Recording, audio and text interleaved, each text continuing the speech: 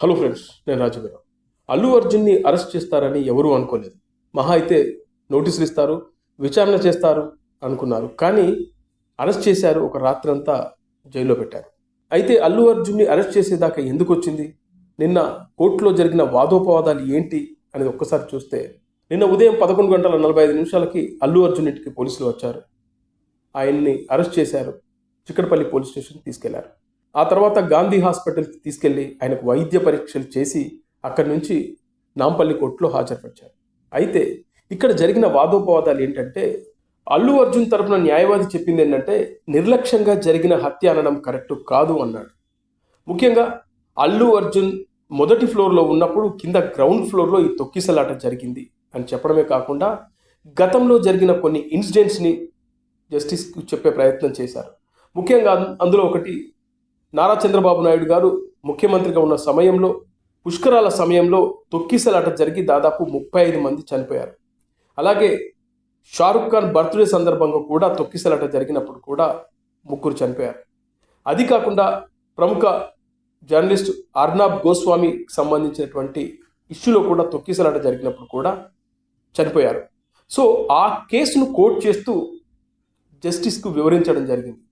అయితే ఆ సమయంలో ఎవరిని కూడా అరెస్ట్ చేయలేదు కదా, మరి అల్లు అర్జున్ను ఎలా అరెస్ట్ చేస్తారు? ముఖ్యంగా సంచలనం కోసమే అల్లు అర్జున్ను అరెస్ట్ చేశారనేది అల్లు అర్జున్ తరపున న్యాయవాది వాదన. అలాగే పోలీసుల తరపున న్యాయవాది చెప్పింది ఏంటంటే, అనవసరంగా ఈ కేసును మా మీదకు రుద్దుతున్నారు, దీంట్లో మేమెలా బాధ్యులం అవుతాము అని చెప్పడం. అది కాకుండా ఆ సినిమా థియేటర్ యాజమాన్యం మాకు ఎలాంటి ఇన్ఫర్మేషన్ ఇవ్వలేదనేది. ఇక అల్లు అర్జున్ సైలెంట్గా సినిమా చూసి వెళ్ళిపోతే బాగుండేది, కానీ ఆయన రూఫ్ టాప్ కారులో వచ్చి పబ్లిక్కి అభివాదం చేయడం వల్లే ఈ సంఘటన జరిగింది అనేది పోలీసుల తరపున న్యాయవాది చేసిన వాదన. సో ఇవన్నీ పక్కన పెడితే ఇక్కడ మరో కోణం వినపడుతుంది. అదే, రేవంత్ రెడ్డి కావాలని ఇదంతా చేశాడు, అల్లు అర్జున్ అరెస్ట్ చేయించడంలో రేవంత్ రెడ్డి ప్రముఖ పాత్ర ఉందనేది కొంతమంది పబ్లిక్గానే మాట్లాడుతూ ఉన్నారు. ఎందుకు అంటే, మొన్న పుష్ప 2 సక్సెస్ మీట్లో అల్లు అర్జున్ రేవంత్ రెడ్డి పేరు మాట్లాడేటప్పుడు ఆయన పేరు చెప్పకుండా కాస్త తడబడ్డాడు. ముఖ్యంగా ఆంధ్రప్రదేశ్ ముఖ్యమంత్రి గారికి, డిప్యూటీ సీఎం గారికి, పవన్ కళ్యాణ్ గారికి, చంద్రబాబు నాయుడు గారికి థ్యాంక్స్ అని చెప్తూ, తెలంగాణ సినిమాటోగ్రఫీ కోమటిరెడ్డి వెంకటరెడ్డికి థ్యాంక్స్ అని చెప్పిన తర్వాత తెలంగాణ ముఖ్యమంత్రి పేరు చెప్పేటప్పుడు కాస్త గ్యాప్ ఇచ్చాడు, మర్చిపోయాడు.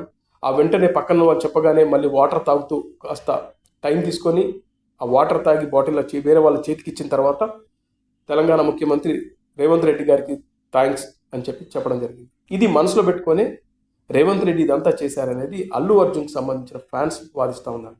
అయితే నిన్న తెలంగాణ ముఖ్యమంత్రి రేవంత్ రెడ్డి నేషనల్ మీడియాతో మాట్లాడుతూ కొన్ని కీలకమైన కామెంట్ చేయడం జరిగింది.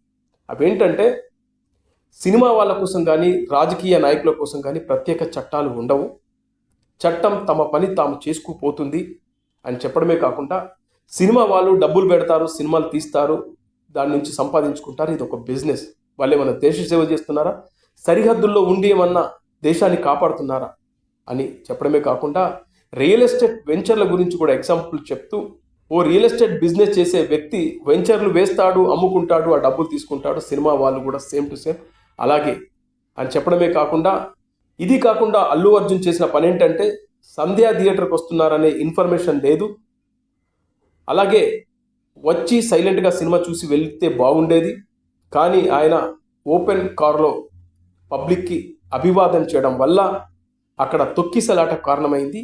ఒక మహిళ చనిపోయింది, ఆమె కొడుకు ఇప్పుడు చావు బ్రతుకుల్లో మధ్యలో ఉన్నాడు.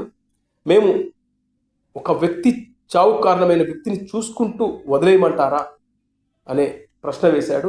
ఇది కాకుండా ఆయన మేనమామ మెగాస్టార్ చిరంజీవి గారు కాంగ్రెస్ పార్టీ సభ్యుడే, అలాగే ఇప్పుడు ఆయన పిల్లనిచ్చిన మామ కూడా కాంగ్రెస్ పార్టీ సభ్యుడే. అల్లు అర్జున్ నాకు చిన్నప్పటి నుంచి తెలుసు, నేను ఆయనకు తెలుసు, అయినా కూడా దేనికి దానికే నేను ఇలాంటి కేసుల్లో చూస్తూ మేము ఊరుకోము. ఒకవేళ రేపు అల్లు అర్జున్ వదిలేస్తే మీడియా కానీ పబ్లిక్ కానీ ఏమంటారు, అల్లు అర్జున్ సినిమాకు సంబంధించిన వ్యక్తి కాబట్టి, మీకు పర్సనల్గా తెలిసిన వ్యక్తి కాబట్టి వదిలేశారనే నిందలు మాకెందుకు అనే కామెంట్ చేయడం జరిగింది. అయితే ఇక్కడ టోటల్ సినారియో చూస్తే, జనాలు మాట్లాడుతున్న దాన్ని బట్టి చూస్తే ఇక్కడ మనకు అర్థమయ్యేది ఏంటంటే, అల్లు అర్జున్ని కావాలని శుక్రవారం నాడు అరెస్ట్ చేశారు. ఎందుకంటే ఇవాళ సెకండ్ సాటర్డే, అలాగే రేపు సండే ఉంటుంది, బెయిల్ దొరకకుండా చూడాలనేదే ప్రభుత్వ పెద్దల ఆలోచన. ఎందుకంటే ఒక సెలబ్రిటీకి, సినిమాకి సంబంధించిన వ్యక్తికి ఇలా జరిగితే రేపు ఫ్యూచర్లో మరొకరు కూడా జాగ్రత్త పడతారనేది వాళ్ళ ఆలోచన అన్నట్లుగా కొంతమంది బహిరంగంగానే మాట్లాడుతూ ఉన్నారు. ఇక ఇది కాకుండా ఇదంతా ప్రభుత్వం మెడకు చుట్టుకుంటుందని, ఆ రోజున ఈ ప్రీమియర్ షోకి అనుమతులు ఇవ్వడం వల్లే ఈ తొక్కిసలాట జరిగిందని, పోలీసుల నిర్లక్ష్యం వల్లే ఆ రోజున తొక్కిసలాట కారణమని, సో ప్రభుత్వం కావాలనే తమ వైపు వేళ్లు చూపించకుండా అల్లు అర్జున్ అరెస్ట్ చేశారనేది వాదన వినబడతా ఉంది. సో ఏదేమైనా అల్లు అర్జున్ అరెస్ట్ అయ్యారు, ఒక రాత్రి అంతా జైల్లో ఉన్నారు, మధ్యంతర బెయిల్ వచ్చింది, ఇక 4 వారాల గడువు ఉంది. ఈ 4 వారాల్లో రెగ్యులర్ బెయిల్ తెచ్చుకోవాలి.